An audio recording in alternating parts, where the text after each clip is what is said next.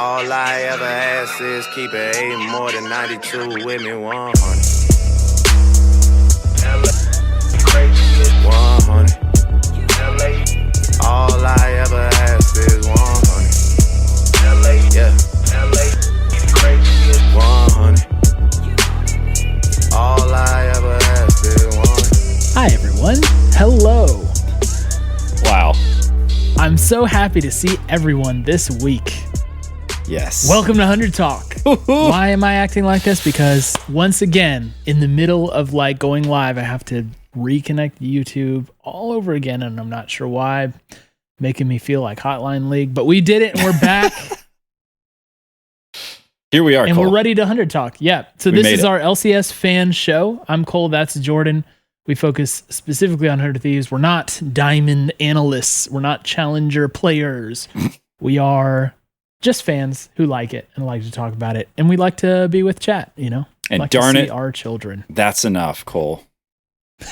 That's all that can be asked of us. Woo. All right. So this weekend, a lot of stuff happening. First of all, 100 Thieves esports just in full action. Yeah. So hope that you was didn't wild. have plans because hope you could commit a full 3 days to that. So go ahead. If obligations weren't involved, Cole, this would have been a holiday weekend. It's just so much going on. There's so much to watch and right. so much good stuff. And so much to think about. So plenty of content there for us to talk about tonight. Yep. And so like I said, specifically, we're talking about LCS here. And this is a 1 and 2 weekend for us. Who saw that coming? Definitely not Prophet Cole. That's right. For the first time this week, or for the first time this week, and for the first time this split, Prophet Cole got the record of the weekend wrong. So the streak officially ends. They get shutdown gold on me. That's right. And all the other orgs. That is just too bad. In fact, the exact opposite of what I predicted happened. We won the game I said we'd lose, and we lost the games I said we win. So there's a lot of discussion around that because, you had your test upside down. Cool. Yeah, I was looking at it in a mirror. Because it was Golden Guardians who handed us the first loss, and that's where we must start today. Look, along the way, we're gonna touch on some general topics that we'll try and revisit in greater detail, but we're gonna start with the games this week and see where the conversation goes. Because look, Golden Guardians, what a surprise! What? All right, a surprise. I think they had lost 39 of their last 40 games coming into this, or something like that, right? I was feeling fairly confident against Golden Guardians, but they made a little roster change, and they got the thorn in our side player, added him to the roster, which is Licorice, who for some reason had been completely powerless on FlyQuest. I just genuinely don't understand how a simple change. It's not even like he had time to practice with the team. Did he have 2 scrims with them? Maybe a full week of scrims. And completely different player. And back to, like you said, unfortunately, the player who has just been the bane of Sumday's existence for these last few years. Yeah, that's the thing. We've called it out on the pod a lot. Basically, it's a rare weekend when Licorice doesn't look pretty good against Someday, which has always been frustrating as a believer in the Someday is definitely better than him camp. I've always been frustrated whenever that happens. But it definitely happened this weekend. 200-year champ Gwen locked in by Licorice, and he straight pulled Someday's card. I think it was 2 solo kills in one game, man. Yeah, it was. He kept trying. He kept going back. He's like, no, this is the time. And look, on some of these, it wasn't just I don't have the same stats as this champion. You've inflated her stats, please. Can you not do that? There were just outplays, right? There was good dodges and movement from Licorice. There were Gnar ults that didn't get much of anything other than some like river stiff breeze plants. So yeah, Licorice just continued to have his number. And certainly the fact that he's on Gwen made it that much more punishing for us as an overall team. Because sometimes, you can get a solo kill and it's really not that big a deal.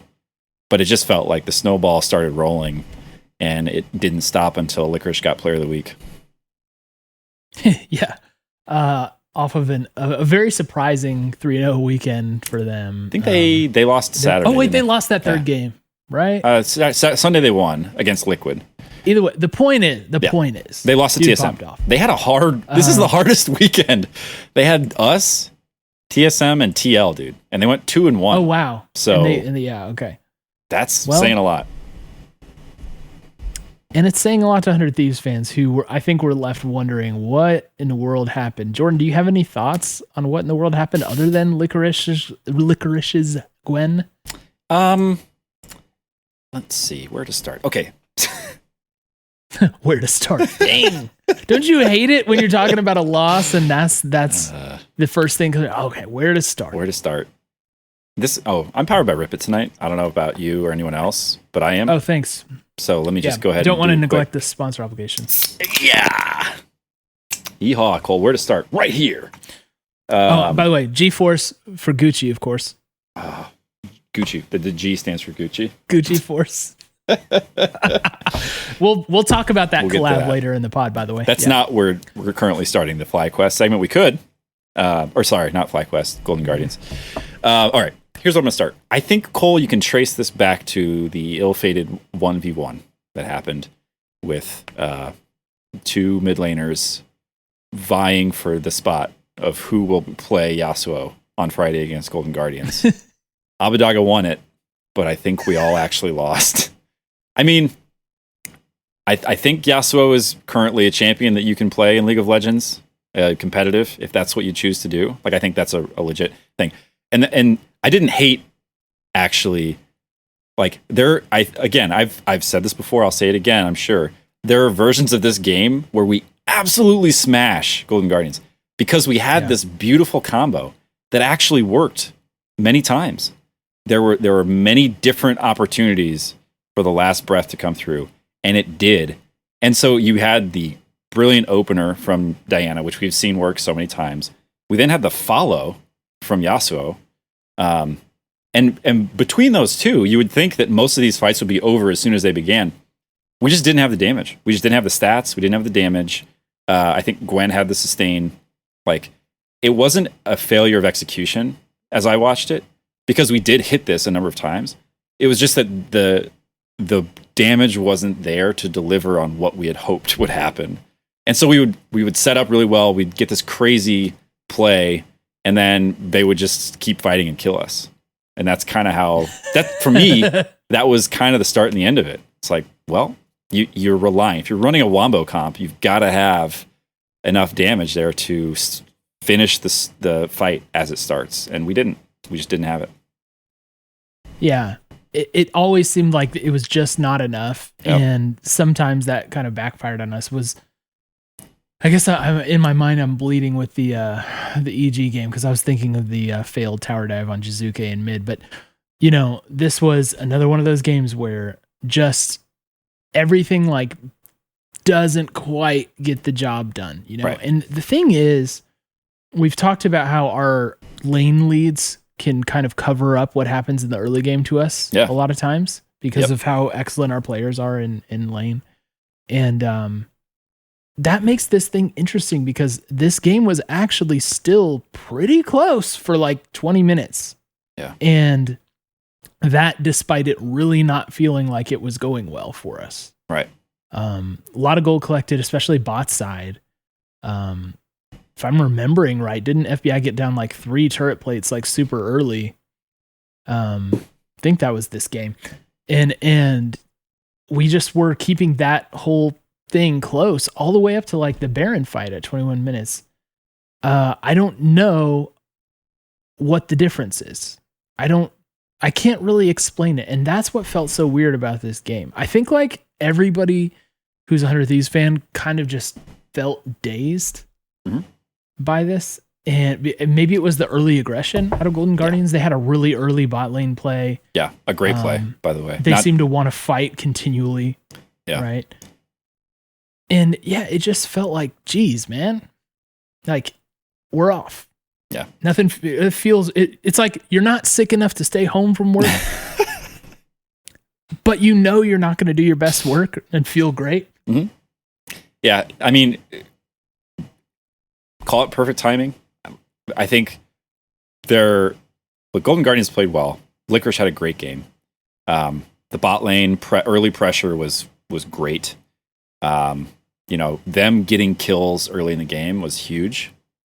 And yeah, that's what you want to do when you have a Kalista. So really well done from them to hit us early. And we talked about this last week. We asked the question, and people in the community were talking about this. What's it going to look like if we're playing from behind? And we played from behind this whole game, basically. And I think I'd say maybe one of the more concerning things, like, look, when you play from behind, you learn things. We've spent years talking about this piece of because we used to be a team that played from behind almost exclusively, right? Like, let's not forget. And you learn it a lot. And the question always becomes, what do you do with what you learn? This is a really interesting game for that reason to me. Because what I feel like I picked up is execution-wise, we still have a lot to bring to a game like this, even if we get hit. Right? It's not like we fell apart and we were just, feckless. I think that was not the word I said I'd bring back, but that's the word I'll use here. It's like we still executed. And I think that's probably what it comes down to is we didn't have those crushing lane leads. Imagine if you had an extra item on your Yasuo or on your Diana, or even if FBI was that much more fed, some of those team fights go our way for sure. Because either somebody's insta-deleted and it's a 5v4 at best for them, or FBI is there to hit a Q and take out two people, right? Like, easy as that when you got a Kai'Sa. So, this shows how important to our team identity it is that we have the leads that we have come to rely on, I think. Because we're not necessarily, like, this is not a scrappy pick them apart, get a sneaky pick here or there. Certainly wasn't the comp to do that. And I don't really think that's our team identity either, right? Like, we're the team that shows up and sets up a great play and knocks it down and then punishes you for it in a lot of these wins that we have. And I think this is just a game where we did that and it didn't work. They had foiled that win condition. So hats off to Golden Guardians. And they did it in a really unexpected way. They did it with early pressure in the bot lane, and they did it with great top lane plays. The one thing you think they could never get, early pressure in the bot lane, right? Yeah, seriously. Like, hats off. The Rel pick was pretty devastating, I thought. I don't think, here, let me look. I'll go back and see some of this match history. I don't think we've had to play against many Rels as of late. Yeah, and she's been a bit out of favor, I think. Yeah, and that was really huge against us. I just felt like, was it what's his name? Chimes engages continually just messed everything up for us. And I don't know if I'd have to look at our pick ban history. I don't know if we've been banning out Rel or if we just got used to teams not picking it. But that was a big problem. And double marksman, man. So you got marksman mid, the Lucian mid, which is the pick that EG took against us and beat us also. And the Kalista bot. The double marksman thing, maybe a way to deal with some of the things that we bring with Abbedagge just not playing champs that are conducive to that sort of thing. I don't know. Yeah. If I'm remembering right, I believe this is the game where Abbedagge actually did unexpectedly well in lane. Like, I think he kept pace pretty well in a matchup that you would expect to drop behind it. Like laning wise. Yeah. And I think that for me, in both of our losses, that was a consistent theme. I think he continues to show his quality as a player. There were situations where he shouldn't have survived that he did. There were escapes that he made. I think he's still doing a really, really good job, even in some of these unfavorable matchups. Like, he did his part in this game to keep pace where you would expect him to fall behind, and then to, of course, set up for the Wombo, which he did reliably. But I just think that's that's something that will be a strength of ours. Like that is, again, what you learn from playing behind. That's insurance for us. Is he's going to be the player who will, as Someday has been historically, they will invest attention and time into, and he will make it a bad investment. He's just that slippery. I think it was the TSM game where he had the best one of those, and we won that game. But but in these games too, like he would show up and get something most of the times from these fights where we had either gotten nothing or we were on the brink of losing even more. So I think his quality shines through, even though overall it didn't work. Yeah. Do you think there's anything to the idea that this was a draft loss? I heard some people kind of writing it off as a draft loss. Your thoughts on that? I feel like to really I would want to have like the order and stuff, and it's just I can't remember what the order was, but I guess I'll say for me this feels consistent with what we've done all season long, which is try new stuff. This is yet another new look, right? And we talked about how when you do that, you're going to lose eventually, right? You're going to find the thing that doesn't work as well. And this was it. So, I mean, I think if you want to call the coach's role in deciding what the strategy for the game is and how you're going to win it, draft, then yeah, this, because the players did their job, right? More or less. And you could pick individual mistakes and spots where they could have done it differently or better. But I don't know. It's hard. I'm not sure I'm that forgiving of. I think you're being a little more forgiving than I would. Yeah, be. I guess. I mean, it's like if you consider FBI and who he losing an early lead in the bot lane as like their fault, then yeah. But like the coach, you're either drafting a team that is good at fighting back into a game, or you're drafting a team that gains a lead and then closes. And this is a gain a lead and close comp. Right? There's just not a lot of room to like scrap your way back in with this. Yeah. So okay, that's fair. It is interesting though, and we'll move on to the EG game here. But it is interesting. This stat was, I don't know if this was on broadcast or just something that someone dumped into our Discord, but we have yet to come back from a 2K gold lead this deficit, excuse me. Interesting. So when the other team has spotted 2K gold, we haven't been able to come back. That's, like you mentioned on the previous pod, we were talking about how that is the one play style or whatever you want to call it, the one look from the team that we haven't seen, right? The only other unproven thing is, can they come back? And we didn't see that this week. I'm not sure how much to read into that, but we're talking only 2K. It's not like 4,500. It's 2K. Yeah. Cloud9 in splits past is a team where 2K gold lead means nothing. Right. And I think ideally we want to be in that spot where we can still threaten from behind. And so it's interesting actually that we haven't had that sort of comeback. I don't think we're not capable, but it is interesting. And we've only had, just a few games to be down. Have we had 4 losses now? Yeah, that's 4. Well, and 4 losses after this weekend. So guess we haven't really had that many opportunities, but maybe 1 out of 4 times, you pull that off. Well, one of them's CLG, and we know how that game went. Yeah. I guess I look at that stat, and I think more of it as you can be a victim of your success on that, right? Like you're either really winning a lot. Like if you're playing against a top 3 team and they're playing you close, there's a much better chance that they're going to be 2K gold up while you're still in the game, right? So yeah. I don't know. I don't read too much into it just because we're not playing a lot of teams close. I think it's more of a circumstantial. But it could matter in a series, right? For sure. If you think about like a final series, that's where that sort of thing could matter. Yeah. Do your players know how to handle that? So yeah, we'll see. For me, that's still an open question. I would look less at that specific stat and more at the fact that, I think these 2 games are probably the best indicator of how much of a challenge that might be for us. Because the other ones felt a little bit like first game of the season and then CLG. Like that was our reference point up to now. Yep. Well, EG also getting the win against us, also taking Lucian mid and playing double marksman against us. also having plays that just weren't enough for us. You know what I mean? The closer gank on Jizuke early in mid lane was so painful. The closer barely goes down and Jizuke barely gets out. Man, that was disappointing. But there's lots of stuff. I don't know.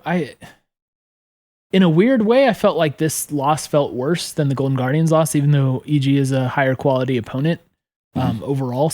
And there were lots of things that I had, I guess, questions about or thoughts about or things that make me pause. One of them, Jordan, just in general, what are your thoughts on closer Viego? I don't like that. No, I don't like that. You weren't feeling it? No, man. This was the second time he's played that? Was it second or third?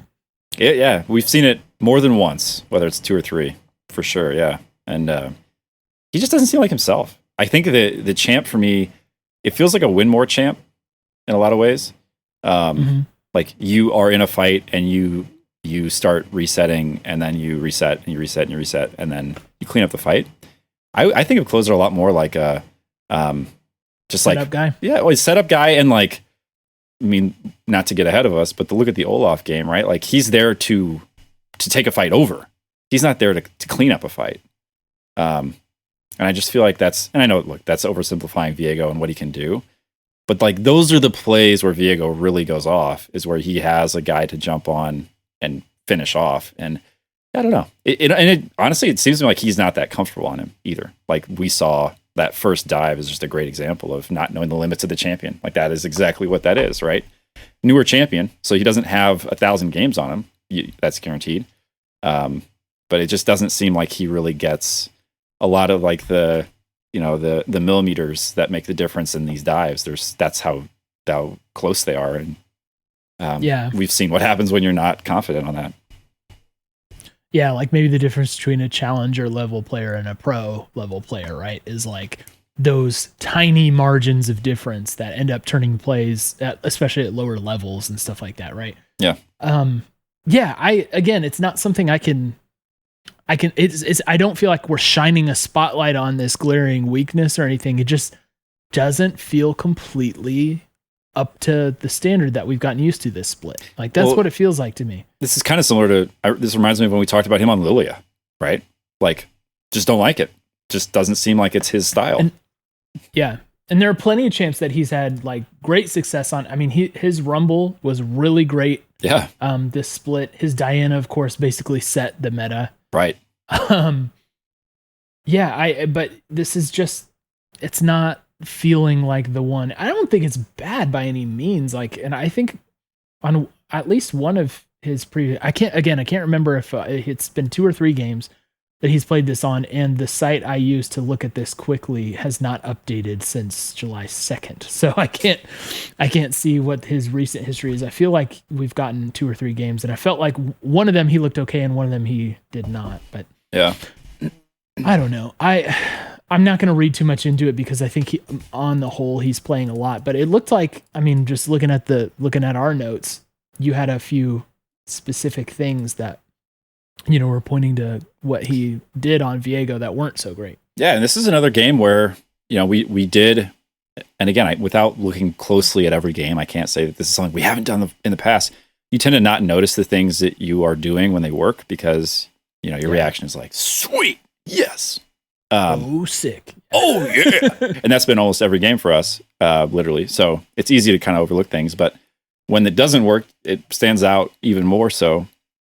We had the failed dive in mid, handed first blood over to Jizuke, which is not something you love to do. As a, you know, if anybody is going to be, and it may be overdone to call him coin flippy, but like donating first blood doesn't, you know, it's not a 50-50 odd anymore that he's going to have a good or bad game. It's something worse than that for you. And then we tried another dive in the top lane against Ornn, incredibly tanky. Couldn't do anything, just wasted a bunch of time, got like 2 hits on the turret and then took 2 turret shots on the way out. That's not a great trade. And we gave away our second Drake.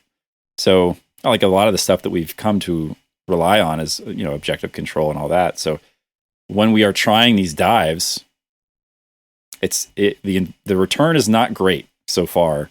At least in this game, it wasn't.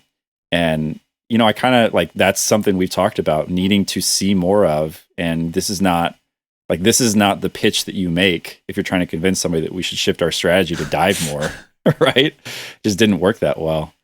And this was much later in the game, but he did whiff a smite. I think he ended up with like 54 HP or something. And then Aphelios grabs it for soul. And we'd lost the game at that point. So in his defense, at that point, Aphelios is probably 100% crit for like 3,500 damage. So he autos once every 0.3 seconds, and everyone does 1,000 HP. So it's hard to probably time that one out. But he like waited the whole fight, jumped over, and then just did. But again, I think we'd lost like 3 people on our team at that point. So it was just the period on a very sad sentence around the river. Yeah. But that, it was like, it wasn't just that his mechanics weren't super sharp in that game. There were other things that made you say like, this is not a great closer game for sure. Yeah. And Dusty Main in chat calling this game the Danny Boy special. And that's really like, we were just talking about how much Aphelios was doing for them. Yeah. I mean, I hate to say, so we had been so pleased with the meta up until this point, like where the patches were and everything. It just felt like you could play the game a lot of different ways, and there were really powerful champs, but there was a variety and there were counters and stuff. But it's really feeling like Gwen and Aphelios are just too much. They're at back. This point. Yeah, you know what I mean. And Aphelios especially, just like if you get him, it's usually GG. So. Mm. Well, especially if you have to have Danny on that and to have Danny like go so hard on it. He hit double-digit kills, by the way. It was 10, 2, and 5 ended up. Gosh, that hurts. I think right now Aphelios is spotlighting a lot of really impressive ADCs in the league. Great busted champ, and great players is a dangerous combination. Yeah, I was gonna say Danny looks really good. Yeah. He is 17 years old. Going to be something really special. Good. Yeah.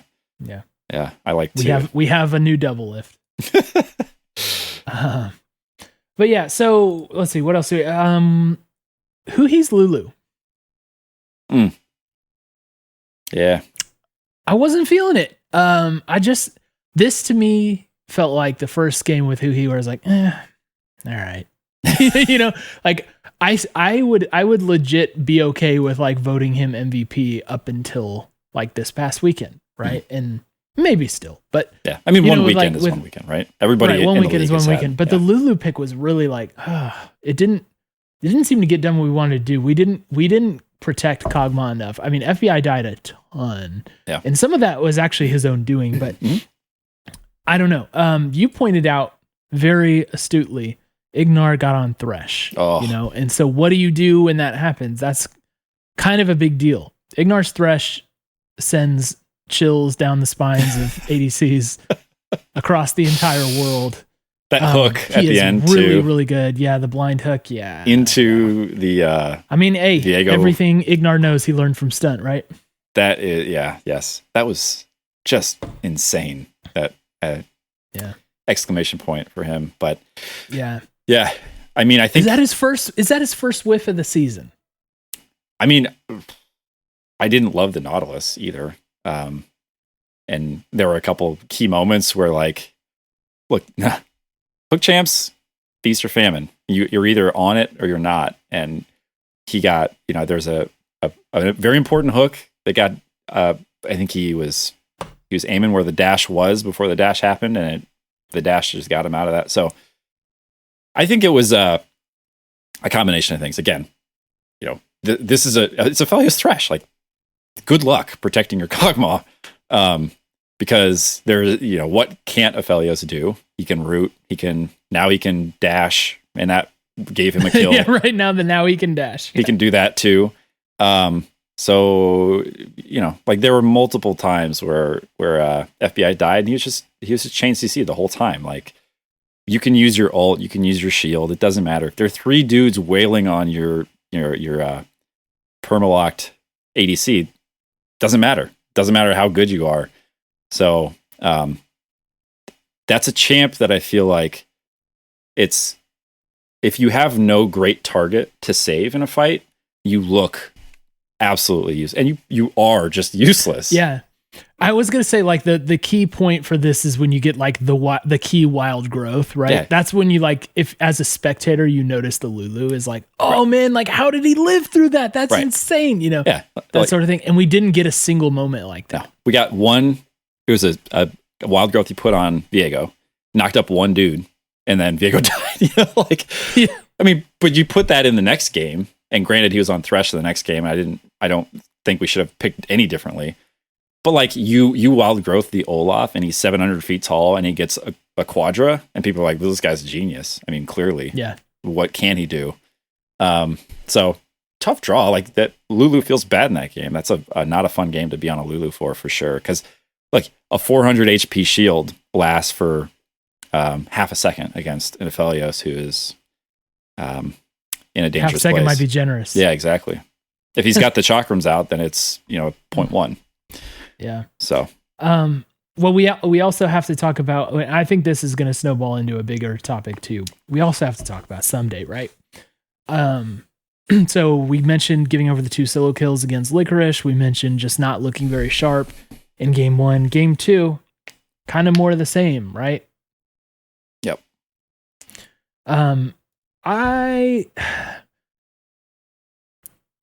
Last split, I think we were kind of on the front edge of bringing up his performance, and then it became obvious as like, okay, yeah, he's like slacking. And then it seemed like he brought everything back for this split, but it has been a little concerning as of late. I saw an interesting back and forth in our Twitch chat that I actually think is valuable to talk about here. And that's like, it doesn't seem to be the mechanics and reaction speed and all that are getting Someday in trouble. Mm-hmm. It seems to be just the overall, decision making and, what he chooses to do with his positioning and everything that's getting him in trouble. Right. And that's concerning. 'Cause like, when you talk about age, and he's still like objectively young, right? But he's been playing League of Legends forever.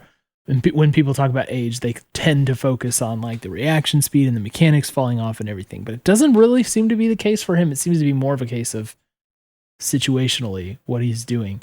We brought up how it might be that he's just been getting so much push in his lanes that he's a kind of ripe target or whatever. But I don't know. This past weekend, I'm not sure how I feel about that. Playing in the Licorice, he was not getting that positioning. He just was taking bad trades and then would not have enough to retreat. Yep. This one, he's playing into an Ornn, a champion that he knows very, very, very well, and he's on Renekton, champion that he knows very, very well, and didn't seem to have the calculus right. So, what's going on? Yeah, I don't know. I mean, I feel like that it kind of comes with the territory. Like, you cannot both be a great top laner and be a victim of your positioning at all times. Like, if you know what I mean, if you have to play cautiously, or else you're going to give over, kills, and then I like that is a weakness to your game. Like, it's not just like an inevitability. It has to be something that you know what to do with. Whether it's like, hey, we need, and it might not be all him, right? Jungle proximity is a thing. Yeah. I'm thinking specifically of one. I think this is maybe TSM, so I might be getting ahead of us a little bit here, but just way, way advanced in lane without vision behind you. Like, there is a not 0% chance that you are just completely dead in that situation.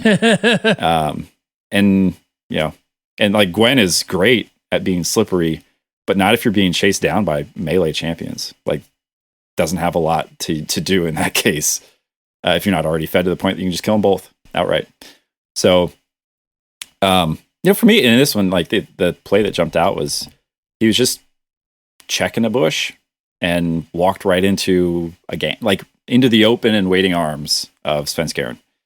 So, like it's those kinds of plays where it's like, we've seen it happen a few times. Like FBI did it once, Svenskeren, or Abbedagge did it pretty famously against the Fiddlesticks. So, it happens. Yeah. But that's the kind of stuff where it's like old Ssumday, you would always get the impression he would check the bush, the dude would jump on him, he would kill one or the other or both. And then he would continue to do what he does in lane. If it's a double kill, he might die. Yeah. Otherwise, he's getting away. Right. He somehow convinces the guy to give up last hit to the turret, even though he didn't need to be by the turret. So, like that is what feels different now. It's like that is just a straight loss of advantage now. And you don't have TP up. And so you're walking back to lane and then you just miss a wave, right? It's like, this is what is more concerning to me. And I don't want to overreact to it because I don't think it's like, oh, actually Ssumday bad. It's not like that at all, right? It's just when we are this good, when we've shown such an amazing form earlier on the split, you start magnifying all the flaws, right? And those things become a bigger deal because that's all you have left to get rid of, right? Is those little mistakes and those flaws, and that's what we're dwelling on here. So I think one of the bigger things, though, it doesn't seem to me that other top laners in the LCS are scared of him anymore. Whereas he had a palpable fear that he would strike into the hearts of the opponents right before. Yeah. And it doesn't seem to be there anymore. And maybe last split, Alphari and Licorice just kind of like pushed that out and they're like, look, you don't need to be scared. And I think like when players respect another player so much, like they'll be more cautious, they'll be more calculated, they'll assume they're going to lose more in the trades than they might objectively lose just because they have respect for the player's reputation, right? And so they don't take as many chances. Right. And I think that has changed for Ssumday as of late. I don't think people are giving him that same fearful respect. It's like the fear of God, like the reverence that you have for this player. And I think it's going away, which is a mental shift, which opens up opportunities for other players to capitalize on those things. And that's, if you're playing against him, that's going to be really it's going to be a really freeing thing for you. It's similar to the way where, we're sitting here trying to figure out how we're losing to the lower ranked teams and always stomping the highest ranked teams. Yeah. It could be one of those things too, where teams respect us and we respect them. And so we're kind of handshaking early, on how these games have been going and just nobody's playing too crazy. And then since we're just better, we overtake them or whatever, I think teams sometimes have that respect for each other as well. Yeah. And so it's, you handshake until later on in the game. I don't know. I just wonder if that's the thing that's happening. I don't think Ssumday's in a bad spot. I don't think we need to replace Ssumday this split or anything like that. He's still favorite all-time player, Yeah. But it's just something to keep eyes on, right? Yep. Yeah, I agree. He is not feeling like the dominant player. I think everybody with this specific roster on our best day, it feels like we have 5 potential best in role players, which is insane. Yeah. And that's why I think that's probably the strongest argument for why we're in first place. And I think what is, like the trend line on this, thinking back to the end of last split, and then some of our like more, or just some of Ssumday's less strong performances, I think the question starts to become, is there still an argument here for best in position player? And honestly, when Licorice was on FlyQuest, he was not in that conversation. When Alphari was only doing Jersey Mike's commercials, he wasn't in that conversation. Although did he not play on Saturday? He didn't. I thought he played all games this weekend. Am I tripping? Google told me that Jenkins played, and I don't know if that was just Google being weird, but their little widget is often wrong. Well, he didn't do anything against. Did they play Golden Guardians too? Was it that they got beat by, and he looked not great? I think he's on Mundo. So he played one. Anyhow, go ahead. Like top lane is changing. That's a shifting landscape, and Ssumday is no longer to me the clear like FBI Huhi, and we'll talk about this next game. Best bot lane, no question. Closer, player of the week in the conversation. Abbedagge in the conversation. And I think that's where I'm at on Sunday. It's like, I need to see a return to form of some kind for me to say, to even put forward an honest argument that he is the best top laner in the league. And just based on what we've seen in the last few weeks, I don't think that it's there right now. And that's not to say that it can't come back or that it won't come back. But the more recent, and like he said this as much, like look back at his after game tweets. Sorry, I played bad. Thanks for the team for the carry. Like, I think he's tweeted that more than once, you know? So he recognizes it, I'm sure. It's there. Yeah. So something to keep your eyes on. Like I said, I don't think this is a sky is falling moment for us, especially because of what happened in the TSM game. So let me do my little thing about this right now. I mean, I tweeted kind of my thoughts on the loss and the timing.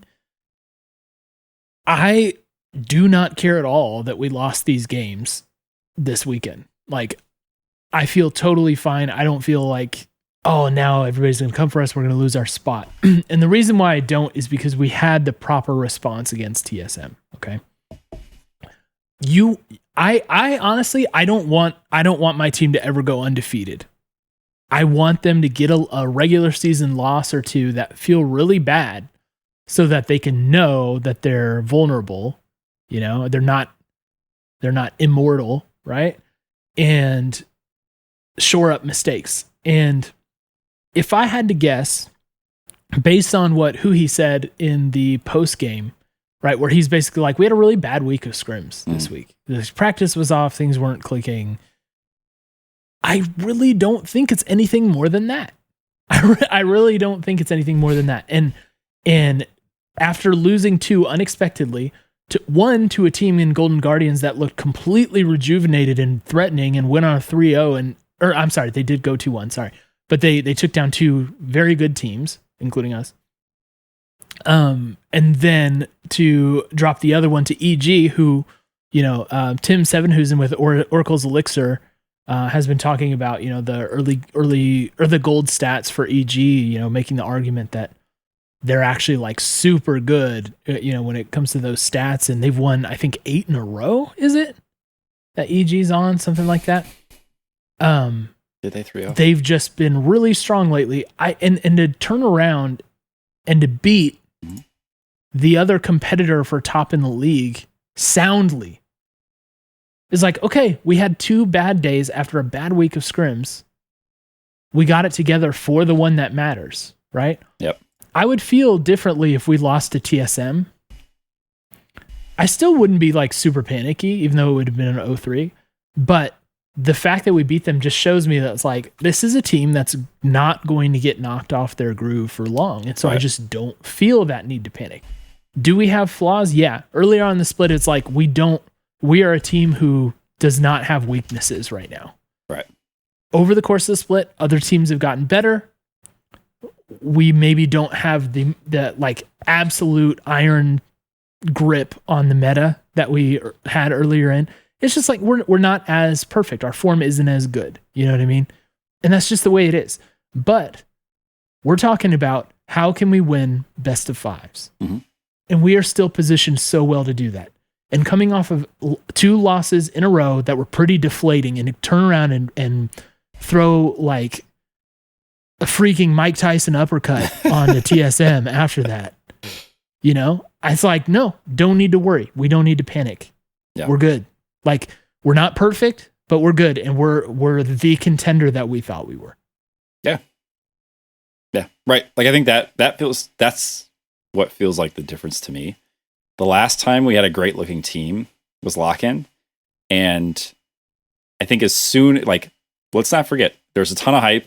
People were very excited about us. We made it into the, you know, best ofs in that tournament. And then that immediately became a question.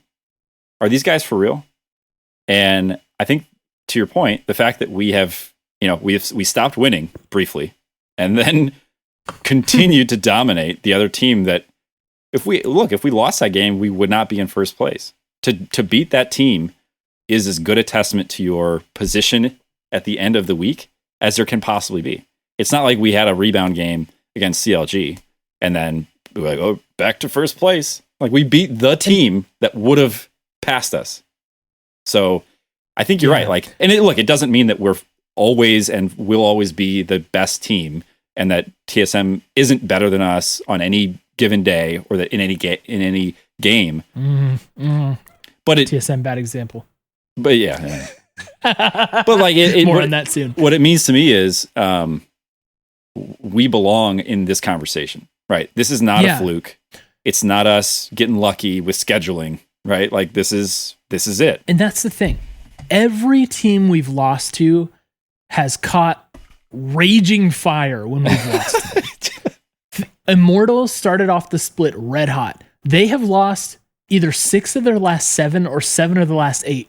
Basically, since Gilhoto was like, I think the gap is closed and we're right up there with those top teams. They've lost 6 out of 7 or maybe 7 out of 8, right? Right.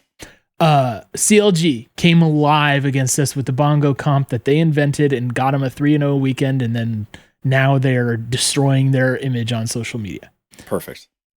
EG, red hot right now. Golden Guardians, red hot after that 3-0 weekend. We just get those teams at their turning point. And maybe the victory against us is the thing that really gives them the belief in themselves, and that sustains them for a week or two. Right.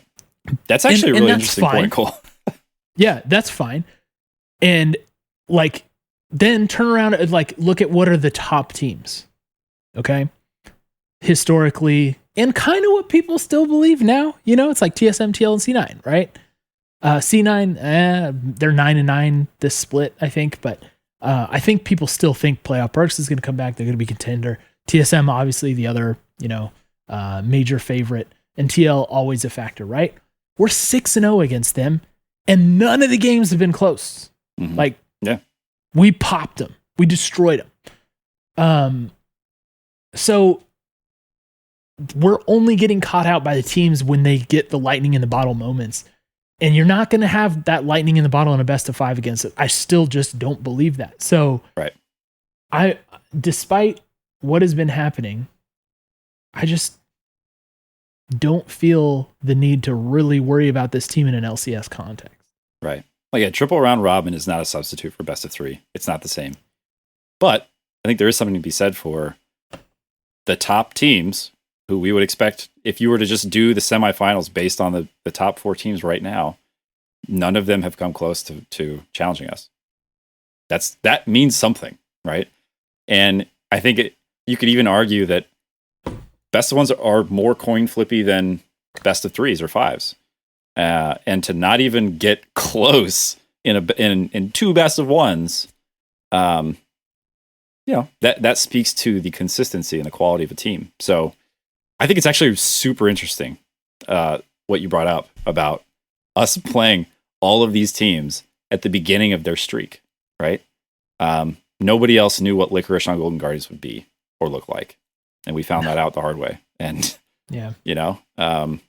like Player of the Week Licorice we were the introduction to that one. Like we caught the first pass of it. So yeah, very, very interesting. I agree with you. I think we're still in good shape for postseason format. Yeah. And so, let's talk through just briefly a couple things for the TSM game. It's not a lot to talk about because of, we destroyed them. First of all, I'm done with people talking about TSM versus 100 Thieves, who's better. Last time we played them, I was like, look, we destroyed them. Let's calm down for a while. This time, I'm like, let's not have this conversation again. All right? If we get TSM in finals, sweep. We're done. You know what I mean? Like, I don't want to hear any more talk about that. If you want to talk about EG, maybe challenging for that spot. Yeah. At least for now, I'm cool with that. Please do not bring up TSM though. All right. They got to play us close before we can start talking about that. And, yeah, that's my main thing about TSM is just like, if I'm being honest about it, I think we have favorable matchup against them. They're like teams that just you match up poorly against, and it's always a struggle. Right. That's the situation for them and us right now. Mm-hmm. They look a lot better against the other teams than they look against us. I don't know why. I'm not smart enough to figure that out, but we have their number. We have their formula. Jordan, maybe it's top lane. What do you think about the top lane? How do you like Huni? I mean, Dr. Mundo, signature champ for him. Just insta-lock it every time. Can't lose. Can't lose a game with Huni on Mundo. No, I mean, it's my comments remain reflective of. I don't get it, right? He's Jordan will never get it. I mean, it's just, if you would have told me that they're paying a third of what they pay for him, I'd say, yes, this makes sense. This guy is, he's reliably about as third as much as what I'd pay for the most expensive top laner in the league. And that, I don't know, maybe Alfari takes it. I would love to have you as like, I don't know, like I know they don't do this, but like if they had like a board overseeing the decisions made by the League of Legends staff, and they're talking about Huni and Jordan just sitting there like, is it just me? Am I the only one here?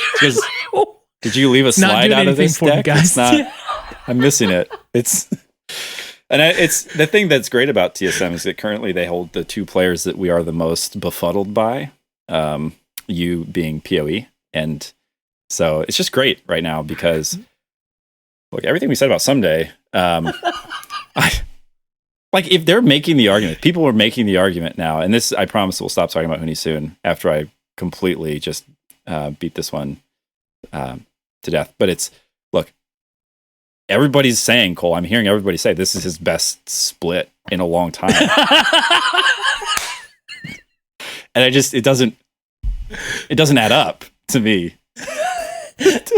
Wow, this is his best? I mean, look, I don't know. It's, yeah.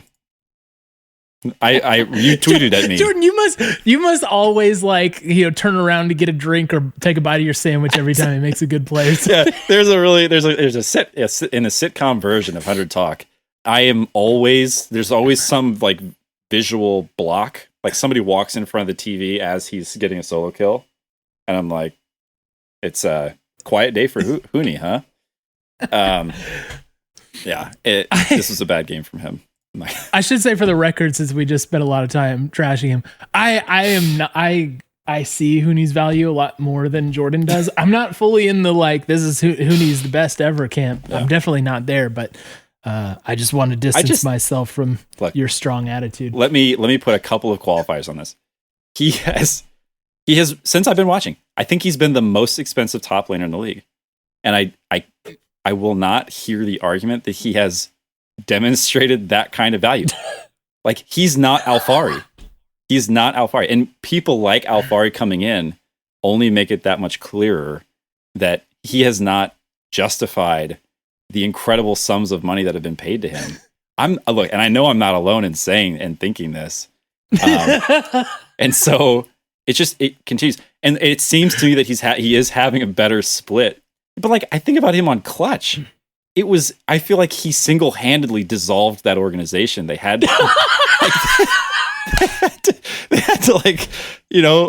to file for bankruptcy because they paid all of their money to Huni, and I just don't get it. It's not his fault. He has a great agent, I don't know what else to say. It's just weird. More than anything, it's weird. This is probably the most slanderous segment we've ever done. This is not the kind of content we typily make. I don't know, man. I guess you wanted specifics on why I'm confused. It's like that GIF I made where I have the shade dial on my toaster and I turn it all the way up. It's like you getting ready to go in on it. Might have to tweet that later. Okay, let's bring it back. Just talk quickly about the game so we can get to general stuff. Okay. But you did mention PoE. And how the way you feel about Huni is the way I feel about PoE. And it's like, okay, locked in. Oh, PoE's got the Azir. Yeah, baby, what we've been waiting for. Did he play? Can't remember. He had a 1.0 KDA. Okay. That's about what I get when I play League of Legends. Mm-hmm. He almost killed Abadaga once. Yeah, but he didn't. I don't get it, man. I don't get it. But the difference may have been we got the power picks for ourselves this time. We got the Gwen. We got the Philios. Those were ours. Those did not belong to them for this time. As you pointed out too, we got Thresh and we got Olaf. Olaf was a pop-off this time. Now, it's not always a pop-off, even for closer. No. Right? No. Despite, who was it? Was it Azale on the cast that was going nuts about his closer, about his Olaf? Can't remember, but what the color caster really loved his Olaf. I can see why. And justified for this time. He was 6-0-3. Flowers pointed out at one time he was 6-0-0, the ultimate ultimate KD, carry, right? Yeah. All kills, no assists. It's all mine. Yeah. And it was like that top lane just left with a triple kill. And that is what I was thinking of when I talked about him on Viego. Like, he shows up to that fight on Viego, he just is another death, right? This is another one of those clips where, like, I guess closer also, he wanted to stand with his teammates in solidarity, in the top lane massacre that happened here. But instead on this one, he showed up and the fight was going their way. And they had drawn early blood on it. But he was just a menace, man. He could not be stopped, literally. And this is the kind of champion that I like to see him on. I think this fits his play style. And Olaf is not always a sure bet. So this is not me saying just pick him Olaf every time. But certainly in this, and to just go back and reiterate, Gwen, Aphelios, Thresh, Olaf, like somebody needs to launch an investigation here on this one. How did this happen? Who did they pick even? What other champions are there? They picked Dr. Mundo. That's one thing they did, like. So they gave us some champs, is what I'll say. Yeah, on this one, they definitely did. But they got that lethality Varus, Jordan. And who? Someone just said this in chat. They were talking about who he mentioned that closer had not played Olaf. They hadn't scrimmed it or anything. He just pulled it back out. Yep, I love that. Those are the things you love to see. Yeah. Can you this is a good reminder of what the difference between this 100 Thieves is and past 100 Thieves. Champ Ocean to be able to draw from with basically every position for us. Yep. And whereas before we had like two players, maybe like what they're playing every single time. So yeah. Dang, man. Yeah, and I think it looks like it may have been Hudson who mentioned that in chat.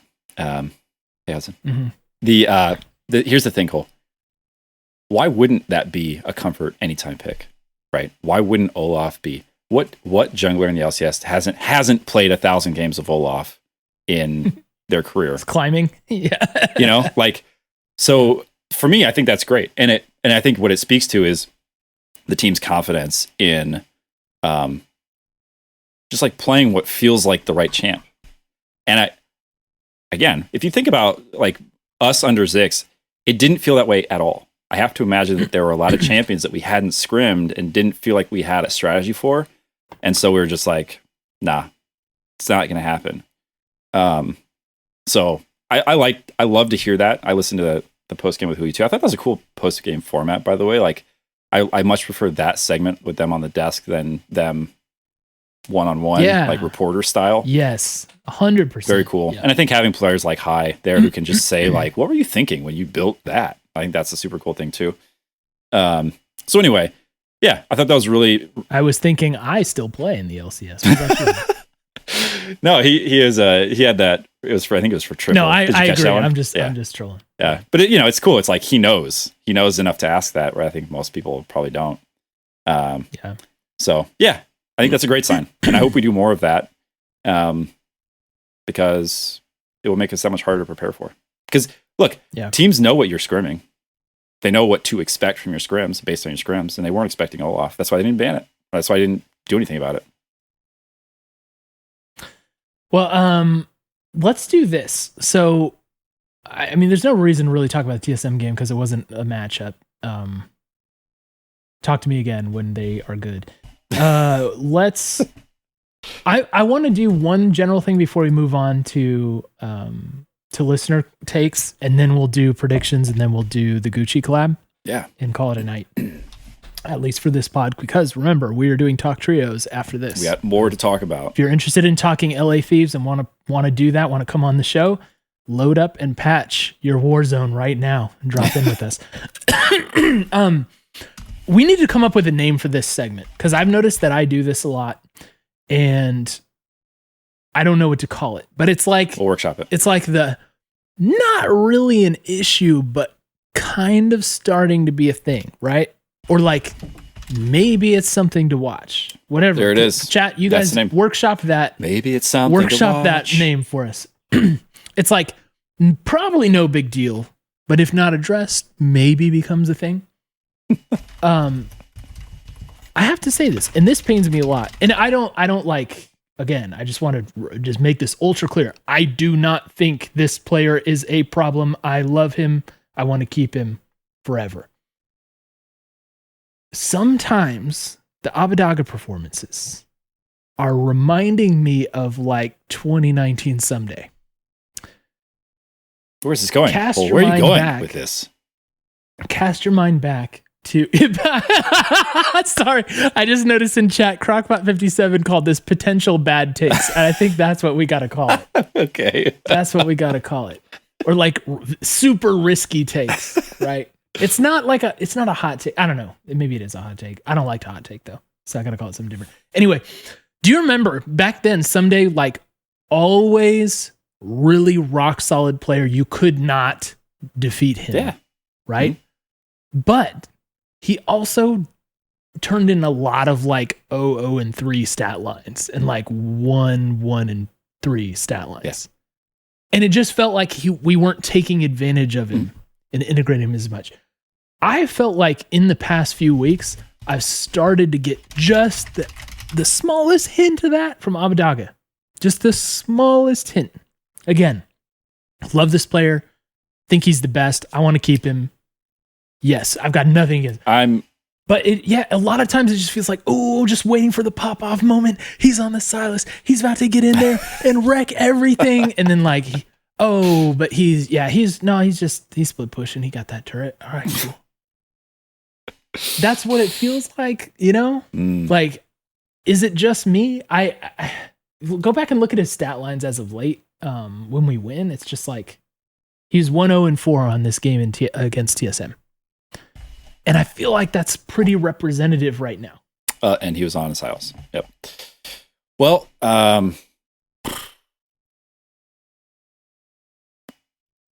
yeah. It's like having this killer jacket. Actually, this is me right now. This is literally me right now. Okay. I have like literally the best leather jacket ever designed and made in my closet, right? Mm-hmm. I never, ever wear it. It's always there, but I never take it out and put it on. You were in LA, didn't you? No. And we just need to take him out of the closet and let him go nuts, right? Yeah. It just feels like we have this powerful pop-off potential thing, and we're not finding a way to switch it on. Earlier on the split, we did. Right now, it just feels like not contributing as much as we could. I don't know. Cole, I got to do what I got to do. I got to challenge you on this and find ways to excuse things that could otherwise be a problem. Happy to play my role. That's what this segment's all about. There's the long title. There's only so many kills to go around. How many kills were in this game total? We had 13. We finished the game. We destroyed TSM's Nexus with 13 kills. Okay, but your mid laner should probably have a portion of those. I mean, he had a portion. He had one? He had a small portion. He had as many as Thresh. So let me erase that from the record. Wipe it. Don't. Okay, try number 2. Let me try that again. I mean, I don't know. I don't know. I guess for me, the thing is this. I think we have multiple carry players, and not every player can carry in every game. And in this game, he didn't need to be carrying the game because Closer was 6-0-3. Closer cleaned up the game. And then Aphelios was there to do a jillion damage a second. And that's pretty much how this game goes, right? Like, and then you have Gwen. So what is Silas's job in this team? Gwen is snipping everybody. She's standing in the middle of 4 champions doing her snips. Aphelios is standing 5 feet away doing a jillion damage a second. And then Closer is on top of someone killing them. Where does Silas fit into this puzzle piece? And maybe the answer is not really anywhere. Like, I don't know what Silas brings to this team other than the obligatory 5th person. But like, we won this game with those 4 champions, right? So for me, I mean, maybe that's what he is. He's a side lane pressure device, and that's fine. Like, I'm not smart enough to explain what is happening here. Only that I think that in this game, we had it well under control and we didn't need him to be doing flash over the wall, kill someone with a collie, jump back. You know, like that wasn't this game. Yeah. And they did have a Mundo, actually, my last point. They had a Mundo, and that Mundo is the only champion. Silas is the only champion who is pretty well negated by the Mundo because he has no ability to lock him down because of his passive. He just shrugs off the CC. None of these other guys have CC. They just stand on top of you and kill you. And that's why Huni had a bad game. Don't blame Huni. Okay, fair enough. BC, by the way, pointing out he has the lowest damage per minute in the last 6 games. Not what you expect. We played Yasuo. But I also, first of all, I think maybe we call this segment Cole's Got a Feeling. Okay. All right? Because sometimes the feeling turns out to be something and a lot of times it doesn't. Not ready to call it a take because this is one thing I don't want to do. I'm not claiming based on that one game what my statement is. It's over more than that. And the other thing is, again, I think he's really, really good and I love having him and I don't think he's problematic. Yeah. I just, want to dial it up more. Set him free. That's all I wanted to say, man. Just, I got a feeling. And I'm going to keep my eye on it. And I just want him to be fully unleashed. Okay. Let's do an abbreviated listener take segment because we got to go to 100. We don't have a ton of time. Trios, baby. JC101 says, our losses this weekend just show we're not scared to try things on stage. Our win against CSM shows that when we draft well, we're just the best team in NA. This is like a calm you down kind of take on how the game went. Because if you want to call the Yasuo pick like experimental or whatever, it's like trying something new. What does Abbedagge look like that? How does that fit into this specific team comp we drew? Like, okay, I'm kind of with that, What are your thoughts on that take? I think that's right. That's how I feel. Yeah. I think I'd mentioned earlier that like the Yasuo one especially felt like us just kind of trying new things. And sometimes you miss. And I think that's right. Sometimes we miss. And I would still rather us do that than become, predictable. I think it's much better to be unpredictable and fallible than predictable and just a matter of time before everybody figures you out. Like, I think that is a little bit of what happened with C9. And perhaps Reaper has learned a lesson there, right? Yeah. And speaking of C9 in the present, Night Beast X1 says, I'm not sad that the team lost twice because it's not good to be complacent going into playoffs. Love that. He said, it's good that we got the wake-up call this weekend because other teams are improving.